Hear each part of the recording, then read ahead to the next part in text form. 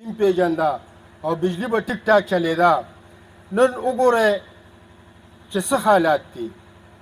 د نن نه کو 15 شپږ کاله مخکې وګورو 10 کاله مخکې وګورو بالکل دا ګیس هم ټیک و دا بجلی هم ټیک وه او ټول سیستم زموږ د شرپو دا پیډر به ولې چلیدو نو.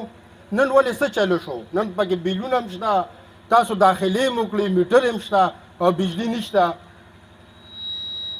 په سوات کې د اوبو کسان یوړه نو د خپل هغه پردې راچولو دپاره په دې صوبه کې یو د تجاوزاتو په نوم یو اپریشن شروع کړو چې زموږ د شیرپو ته هم راورسېده. تاسو وکته نو لکه دا خو عوامو تاسو دې له خو نه یې لېږلې که نه. ټیک ته مونږ به زموږ او ستاسو به سیاسي اختلاف وي خو کم از کم تاسو باندې 3 ځله خلکو اعتماد وکړو رالی د خلکو ګاډۍ د خلکو سفرونه د خلکو د رزق چې کم د ګټلو هغه ذریعه و هغه هم وله ختمه کړه. دا لکه ظلم دی، ظلم یې وکړو.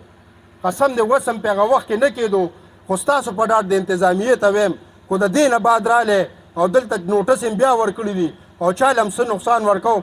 انشاءالله موږ دا ټول عوام به راته دغه ځای کې ډال کېږو او ودرېږو به راته د دې چې هغه راځي او زموږ د شیرپو چې کوم پښتانه خلک دي غیرتمند خلک دي ځان له حلاله روزي ګټي او ته د هغه د روزۍ د ختمولو کوشش کوې نو ټیک ټاک به ورته ملګرو ټول به په شریکه بوځو او دې ته به ودرېږو بیا موږ او دوی بادري ګورو.